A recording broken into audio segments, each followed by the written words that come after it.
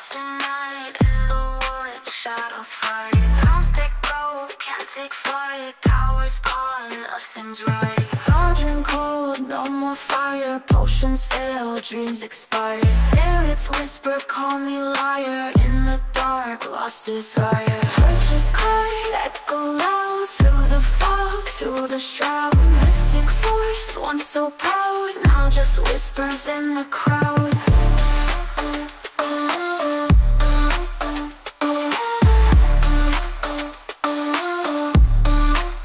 Babaylan TV. Hello Gemini, welcome po sa inyong reading. So this is for March 15 to the 21st reading. Para po sa mga bago, don't forget to click the subscribe button, smash the like button, comment below kung kayo po yung nakaka-resonate, and hit the notification bell. Kung gusto niyo po sumali sa ating live sessions, dun po yan sa ating kabilang channel, that is Babaylan TV. No, yan po ang ating unang channel catered to our international audience. So kung gusto niyo sumali para makapagtanong, you're very much welcome, no? Yun po kasi, doon po tayo nagla-live, ano? So, marami tayong pag-uusapan ngayon. This is a general reading where we are gonna discuss about finances, career or job, of course, sa romance, no? Para sa mag-asawa, sa jowa, sa single, sa mga no labels, sa mga crushes. If in case lumabas ang third-party situation, we will check on that as well. No? So I want you to know, again, this is a general reading. You might resonate with the entire reading or baka konti lamang. No? Take what's only yours. Ipapaalala ko lamang po na pwede rin kayong sumali, no, sa ating raffle para sa ating free personal video reading, which is i-announce ko po sa Facebook account na Babaylan TV, no? So, kung gusto niyo pong sumali, that's totally free. Wala pong babayaran. Antayin niyo po ang announcement, no, na aking i-post within this week kung paano ang mechanics, no, ng pagsali. So, magsimula na tayo, Gemini. Naku, Gemini, bakit parang ang nakikita ko sa'yo? Merong mga taong laging nakamasid, no, sa iyong mga ginagawa. Whether it is family ng person mo, whether it is sarili mong family, whether it is your friends or co-workers, no? One thing's for sure, hindi lang nila minomonitor ang personal life mo, pati itong mga post mo, especially yung mga post. Or someone here also is hiding behind a veil, no? Nagtatago siya sa ibang identity, chine-check ang social media accounts mo. With the Six of Pentacles, the Page of Pentacles, the Hermit, and the Ace of Wands. So, ang nakikita natin dito, at one point in time, nagkaroon kayo nitong energy na ito ng sabihin nating magandang ugnayan, no? With a Page of Pentacles, kaso parang hanggang simula lang.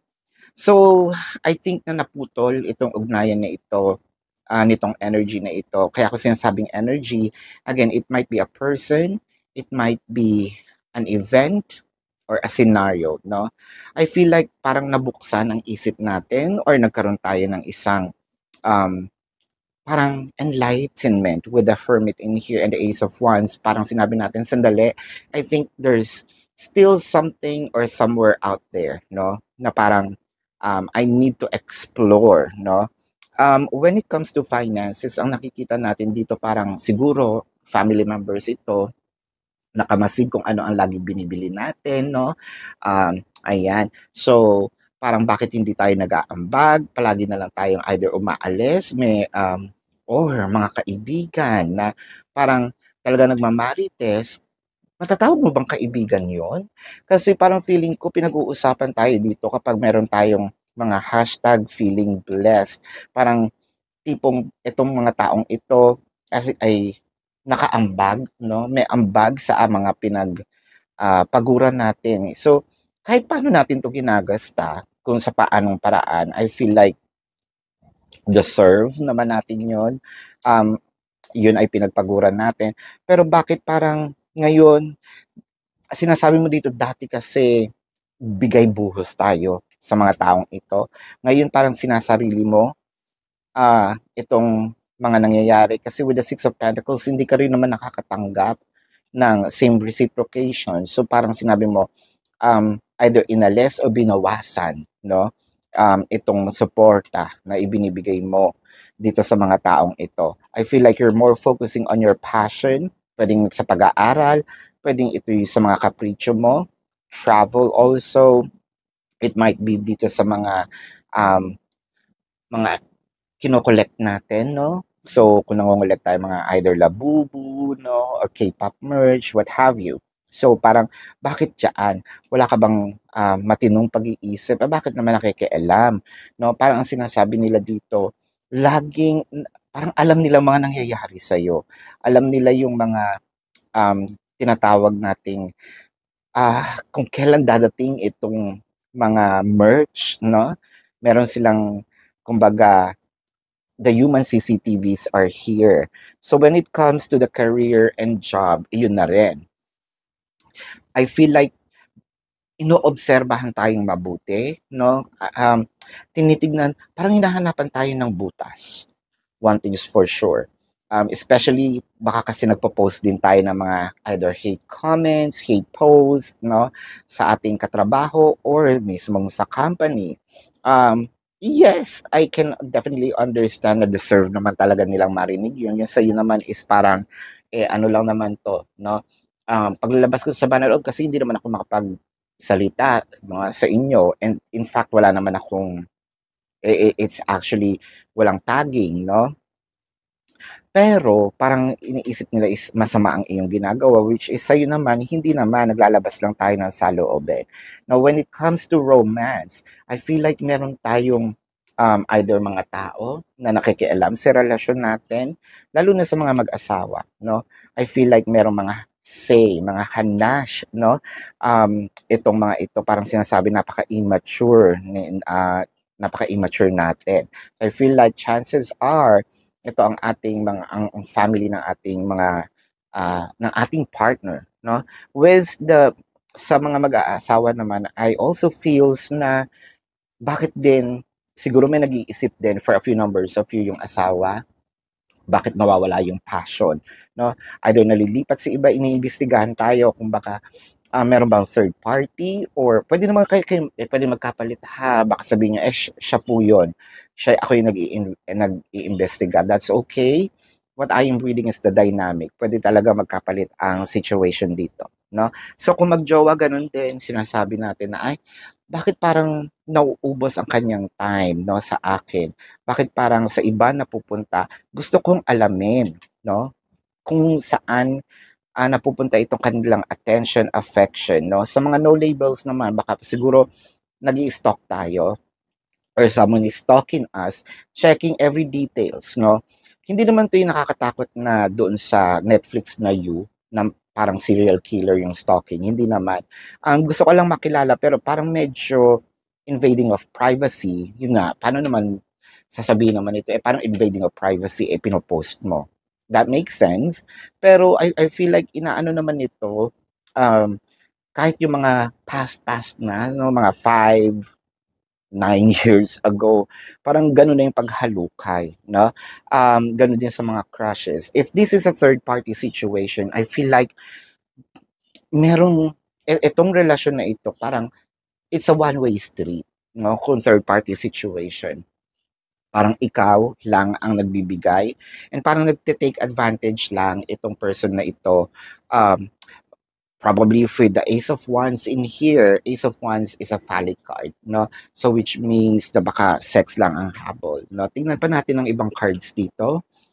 With the Nine of Wands, the Chariot, the Ace of Cups, the High Priestess, and the Fool card. So ang nakikita natin dito, there's something about like opening of a new opportunity or opening of clarity, answers, surpassing the challenges in here, which I think that you're gonna love.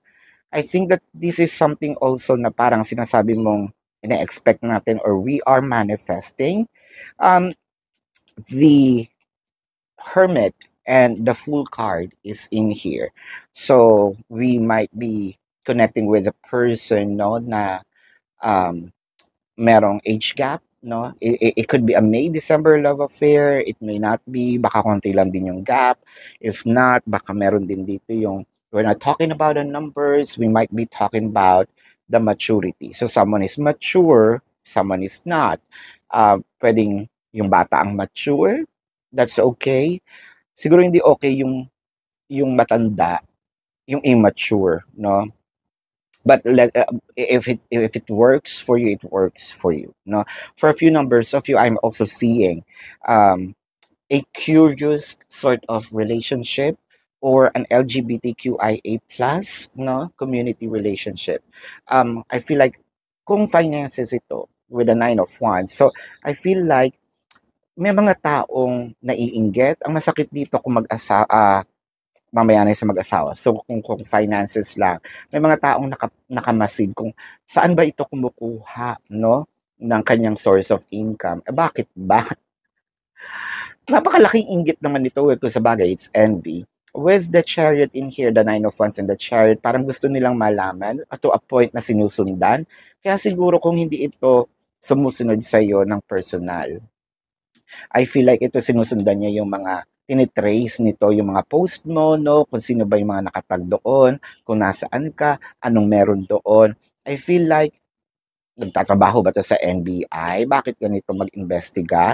With the Ace of Cups in here, kasi parang what is happening in your life, parang umaayon, no?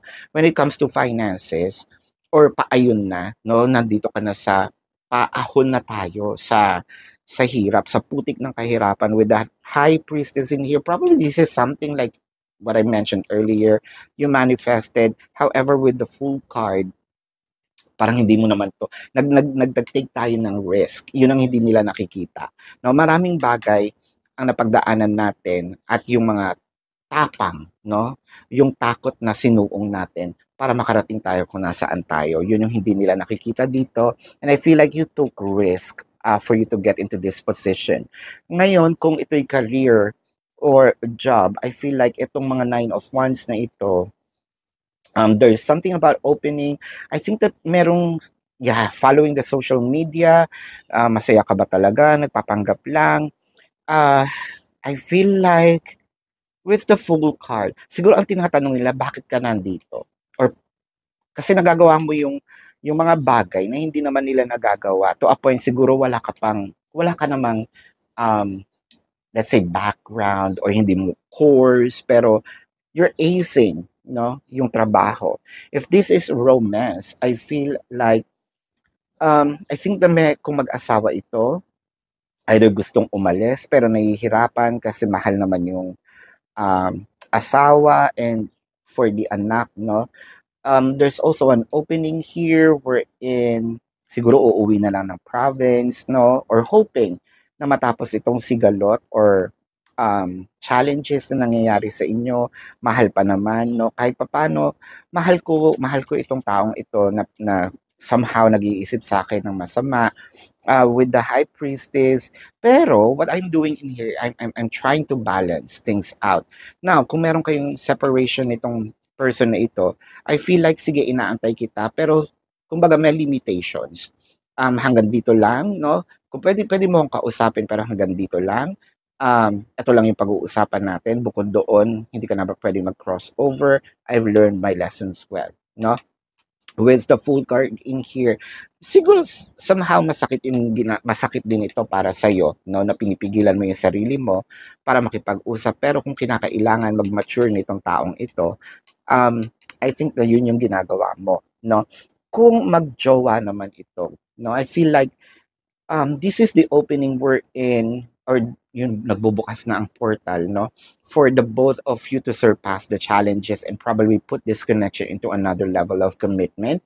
Chances are, I am seeing here, kasal, proposal, or living in together. Probably for a few numbers of you, baka may nag-iisip na, no, kailangan ko na yatang mag-anak, or gusto ko mag-aanak dito sa taong 'to or dagdagan ang anak namin, 'no, for, ah, no label and crushes. So, ang nakikita natin dito, uy, ang ganda ha, kasi parang kung hindi man sila kumbaga nauna ka lang makaramdam ng pag-ibig at ang nakikita ko dito is for them to follow. You may not be on the same page nung nagsisimula, hindi man parehas no ang speed ng inyong pag-iibigan, pero iisa ang destination, no? Having a commitment and having the serious relationship with this person, no? Kung third party situations naman, what I am seeing here is also an opening of surpassing the challenges wherein the love will be given to you. I feel like ito yung pinaka doorway, itong um, March the 15th to the 21st, and I feel like by next month, no, parang committed na itong tao sa iyo. No, so this is your reading. Gusto ko lang pong ipaalam sa inyo na sa kabilang channel po, doon po tayo nagla-live ha. So pwede kayong sumali doon sa ating Babaylan TV, pero kung hindi niyo po naaabutan, pwede naman kayo magtanong dito sa comment section as long as yung question po is answerable by yes or no. Pero kung hindi po kayo papatulugin ng yes or no na sagot lang, doon na po kayo pumunta sa ating website. There is a link sa description box ng video na ito. Click the link, you will be routed to my website. Nandun po yung information, QR code, question form, name, number, and amount per question, no, for your reference. Take advantage of the 4 questions plus 1 kasi discounted po yun. And if you want to book a private reading, nandun din po siya. And speaking of private reading, no, pakiabangan po sa Facebook, Babaylan TV, no, itong ating announcement kasi birth month ko po. Katatapos lang ng birthday ko and as a way of giving back and saying thank you, no, magpaparaffle tayo ng winner or winners. Pinag-iisipan ko pa. Pero definitely, no, mag-a-announce po ako within this week sa Facebook. Ayan. So, bumalik po tayo sa inyong reading, my beloved. So, ito yata yung sinasabi nating sana, no, kahit ano kasing mangyari, I feel like yung pagmamahal nandoon. Siguro nandito lang yung inggit or sabihin natin masama yung iniisip, may halong mali siya. Pero I feel like with the Chariot, sorry, surpassing all the challenges in here, tingnan natin dito ang message, no, ng universe sa iyo. Be true to yourself in all ways. Not everyone will get you. They can only understand from the level of perception. So siguro itong mga taong ito, siguro hayaan na lang natin sila kasi para saan pa at makikipagtalo tayo kung alam na nila, no, una pa lang na sila ang tama. Ang hirap baliin nun, no? Mahirap din ipagdukdukan, no, ang iyong kaalaman kung hindi naman bukas ang isip ng iyong mga katunggali, no, or iyong mga kinakausap, no? That's on them. No matter what people say, don't ever doubt your words. So, kung meron man mga taong, you know, maliit ang tingin sa'yo, hindi masyadong believe sa'yo, that is okay. No, hindi natin ikamamatay yun. Kilalanin natin ang ating sarili at kilala natin ang ating sarili. Or the beauty that you hold with it is stand tall in your power. Bakit tayo magpapa-apekto kung hindi naman natin sila sinasaktan? Sila ang nananakit sa sarili nila. Ano? So, tingnan natin dito ang zodiac sign ng iyong person. For those romantic reading, no? This may be their sun sign or a placement in their chart. I am seeing Aries, Leo, Virgo, Pisces, Cancer, Taurus, Capricorn. Nasabi ko yata ang Leo, yes. So this is your reading. Love and light to you. Namaste. See you po sa susunod na readings. Goodbye.